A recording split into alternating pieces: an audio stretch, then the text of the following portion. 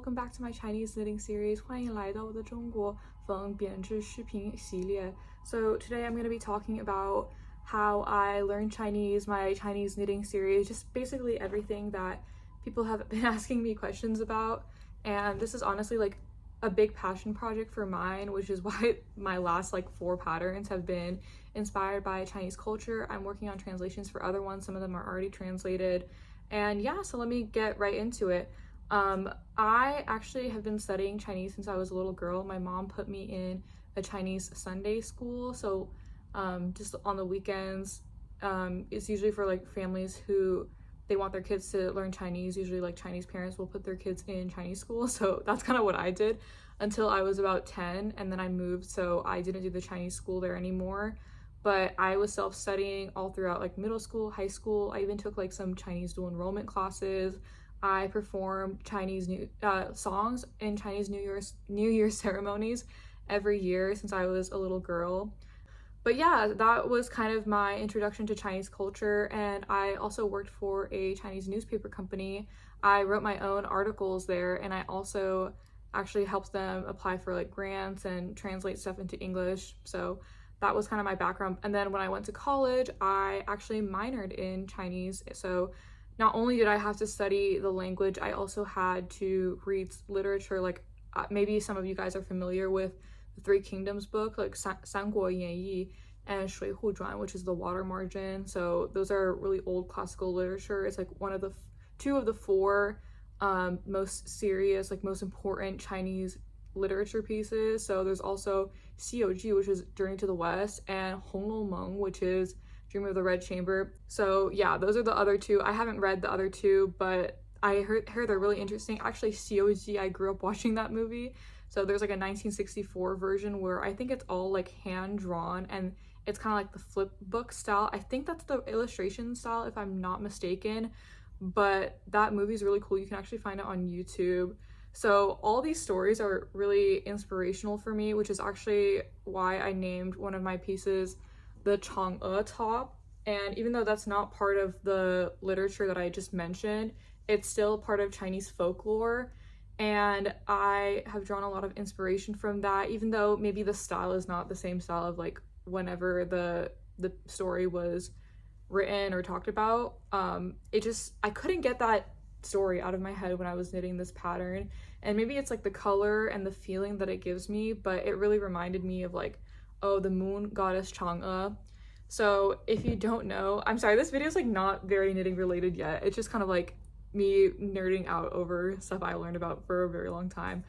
So basically, the moon goddess Chang'e, the story was that her husband Hou Yi, he was a skilled archer, and at the time there was 10 suns in the sky, and so he shot down 9 of the 10 suns, and he was rewarded by the queen mother with an two immortality elixirs. So while he was gone, one day Chang'e became nervous that a servant in the palace was going to steal the immortality elixir. So to prevent this, she actually ended up drinking both by herself, and that caused her to fly to the moon. So I guess it had some sort of interesting effects. I think you were only supposed to drink 1 for the actual immortality. 2, I guess you fly to the moon. But there's different versions of the story. That's just the one that I learned. So yeah, I thought that was a really cool story, so I wanted to implement that one. There's so many other stories in Chinese culture as well that I learned in my textbook, so maybe I'll name some other patterns after that. My Lantern Festival pullover, so that's I'll actually insert a picture here because I don't have it with me. It's my diagonal opening cable cardigan. That one is 元宵节 in Chinese, and I know like maybe you're trying to connect the dots of why I call that the Lantern Festival pullover. To me, the little cables kind of remind me of the Green Lantern logo. I'll also insert a picture here. I know I talked about it in another video, but yeah, so that's kind of why I named it after the Lantern Festival. And it's not like super Chinese style. I mean, the diagonal unique enclosures is very typical of Chinese, but not necessarily like a diagonally opening button band. So it's just loosely inspired by Chinese culture. And then of course I added the frog clasp as well. Now my first Chinese pattern, which is the qipao dress and top pattern, which is insert a picture here because I also don't have that one with me. It's, oh wait, I'm actually making one right now. So this is going to be the long sleeve version of that. It's gonna be a different pattern because the pattern to do sleeveless and long sleeve is different. So, but yeah, so you can see here, it has the keyhole, but this is my first Chinese knitting pattern and I've had this idea for a while and I didn't really know how to execute it until finally, like, I just sat there, unraveled a lot of times, and then finally got it right, actually. And that's a very typical, probably like one of the most popular styles, along with the kind of cross button band this way, of qipao style. So it's actually just named after what they call it. Like hanfu is han clothing, which is usually more like loose fitting. It looks different, which I actually want to design that as well.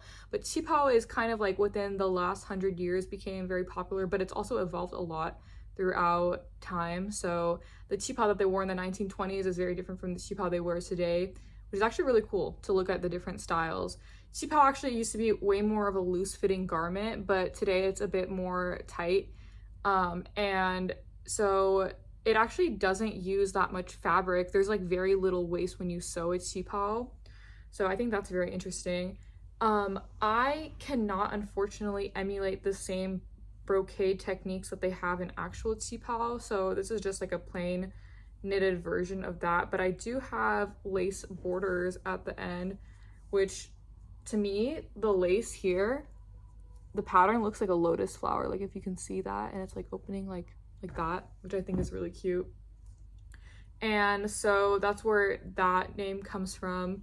That one is translated in simplified Chinese, so jiantizi. I have that pattern already up, and also one of my DG Cat bonnet patterns is also in jiantizi.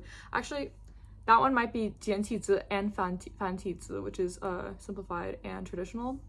So you can also check that out. Not part of the Chinese knitting series, but if you like DG Cat and you like bonnets, just throwing that out there. But actually my most popular pattern is my Shanghai top.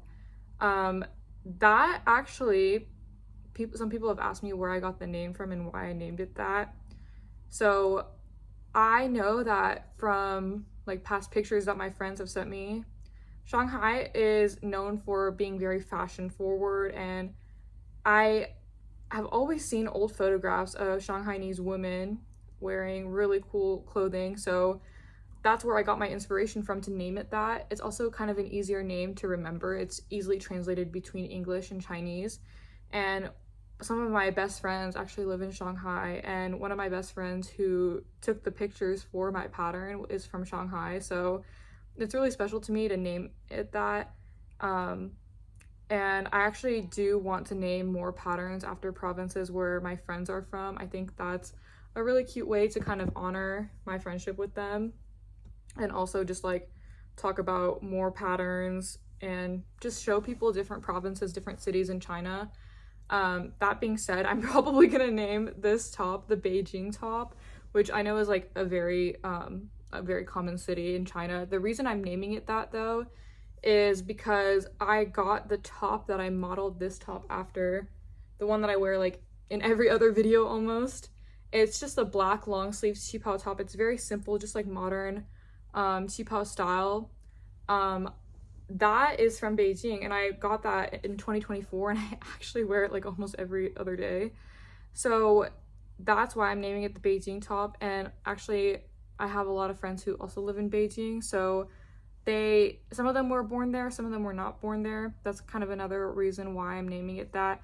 Actually, my pattern pictures from this for the Chang'e top, my friend in Beijing helped me take a good amount of them. Like 1/3 of them were taken in Beijing, the other half were taken in Japan and Korea. So we're like the other 2/3 of that were taken in Japan and Korea.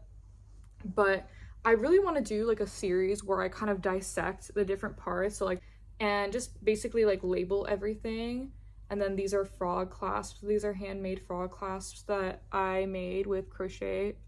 Also going to be in the pattern. I actually just done the tutorial for how to knit this and with the frog clasps, so that will be included in the pattern as well.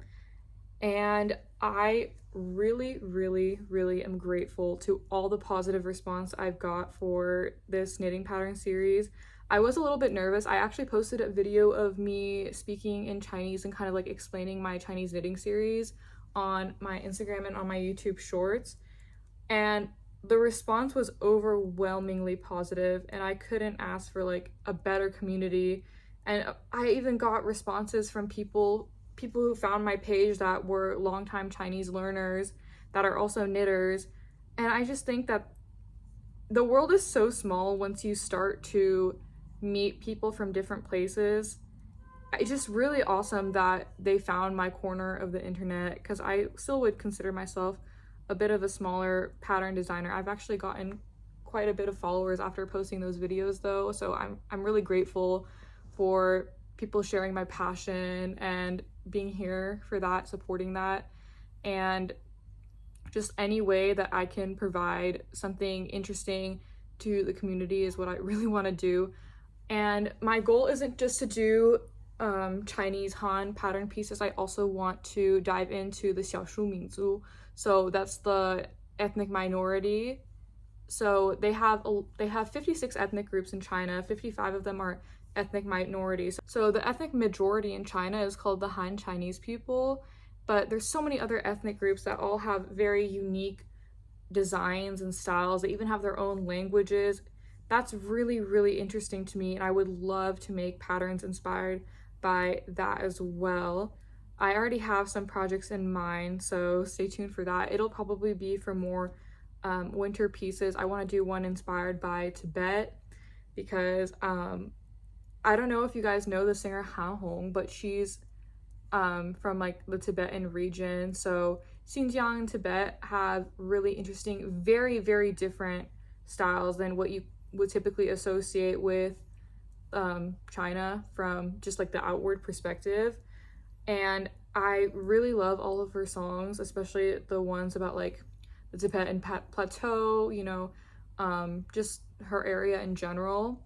That's really the inspiration behind that. I also want to do one on Harbin, which is in the Heilongjiang province, which means the Black Dragon River province. So that's a very northern province in China that is actually shares a border with Russia. They have a lot of Eastern Orthodox architecture. I haven't been there myself, but I would love to go. They have this thing in the wintertime called Bingdeng, which is basically, I'll insert a picture here. They make all these ice sculptures, like a whole ice city, and I would really love to see that. One of my Chinese friends actually went last year. It would be so cool. So yeah, they have a lot of Russian architecture there as well, so like Eastern Orthodox style churches. So I probably want to make a knitting pattern inspired by that a bit and call it the Harbin top. I had a teacher for one of my Chinese classes that was from Harbin, and I think that's really cool because I normally don't really meet people from Harbin. And yeah, so I'm actually in China right now. I'm in Xi'an, and I'm just touring places of China that I haven't seen before. And honestly, every time I go into the shops or I just see, it's actually really popular now in China to wear more traditional clothing. Like you see a lot of girls with the hanfu or like the qipao dresses walking around, taking pictures, doing like the full glam makeup. And so I literally am getting so much knitting pattern inspiration right now. There's so many unique openings. That's my favorite part about Chinese fashion, is how diverse and unique it is. There's so many interesting openings that you don't really see in a lot of different clothing, especially modern clothing is kind of all cut very similar, but just to have like a random diagonal button band or something really interesting and cool, I really love that. So I'm excited to figure those out. I will say though, these patterns are not easy to create just when I'm like sitting somewhere in public or I can't try on the piece, because I need to try on my pieces constantly. And for anybody who's knitting one of my patterns, maybe not like the sweater patterns, but for the top patterns, I would recommend trying them on as much as possible, because you just want to have a better understanding of how the fit is going to be. And the best way to do that is by trying them on frequently. And what I do is I have another cable needle or cable wire needle thing, and I just slide some of the stitches on there so it's a bigger circumference so the stitches don't fall, and I try it on. But I've had to do quite a bit. This actually, the Chang'e top was not supposed to look like this. It was supposed to be a completely different neckline style, but I was doing it on a 6-hour flight where I could not try it on. I just had my knitting needles and that project. I had nothing else. My bags were in the overhead compartment and it was in an exit row, so I couldn't grab them during, well, they would have to be up there during taxi takeoff and landing. And I was in a window seat, so I didn't really want to disturb the people sitting next to me just so I could get my knitting needles. But I ended up unraveling the whole thing because the neckline was not really working when I tried it on. And for that kind of project, I need to just be sitting down, locked in. It's hard to travel and do that, or just be sitting anywhere besides your own personal space and figure that kind of stuff out. But I do want to get back to that pattern that I was thinking of before. Yeah, it's really tough to unravel these projects because I actually had to unravel this whole thing because, like I said, the qipao long sleeve and short sleeve top is a different pattern than the qipao short, like no sleeve pattern because of the amount of cast on stitches, the construction, everything is very different. So originally I had overestimated the number of stitches I needed because I was just trying to like figure out what the measurements were going to be. So I had to unravel like this much of it, and that's probably like, I don't know, maybe 6 hours worth of work. Finally, I've gotten past that point again, but this was still a couple days ago that I unraveled that whole thing. Yeah, so that's a little bit sad, but I'm almost done with my second ball of yarn, which I think it'll last me through the end of the body. And then I'm gonna do a long sleeve for this. If I get really impatient, I'm gonna do a short sleeve. I'm a little bit bummed that I don't think I'm gonna finish this in time before my trip is over, which is kind of sad because it would have been really cool to take pattern pictures here, but alas. Yeah, I'll just probably take pattern pictures with something else. I really want to take pattern pictures with my Mamian, which is like the insert picture here. It's the folded skirts that are really popular now. They've become a lot more popular, just the style, and there's like a certain way that you tie the ties here, which I actually learned, and it's kind of complicated, but once you learn it, it's like, wow, it's really cool. So you just basically tied two loop knots on either side of the skirt. So I would love to recreate my old Beijing pictures with like Lao Beijing with the Mamian that I have, because I used that same black top that I was mentioning with the black Mamian that I got from the same store in Beijing. Okay, also I think I showed it in my last video. I did a yarn haul, which may not be that interesting to people. I usually don't watch yarn hauls either, which I probably shouldn't be saying that about my own videos, but it was kind of just to document what yarn I have, also for me to look back on and know like what I have. I don't like buying yarn, actually. This is just because I was traveling and it was just cheaper for me to buy it here versus in the US, so it was more of like a pragmatic decision for me to do that. So now I have a good amount of yarn, and I also have a lot of cool buttons that I'm going to use for my projects. When I was in Japan and Korea, I bought a bunch of buttons for the yarn that I have, and I even bought these really nice Korean embroidered buttons, which I showed I think in my last video. So those are handmade buttons that have been embroidered with silk, and I'm going to add them on my qipao. So we got a bit of Korean culture, we've got a bit of Chinese culture. We're mixing that in there.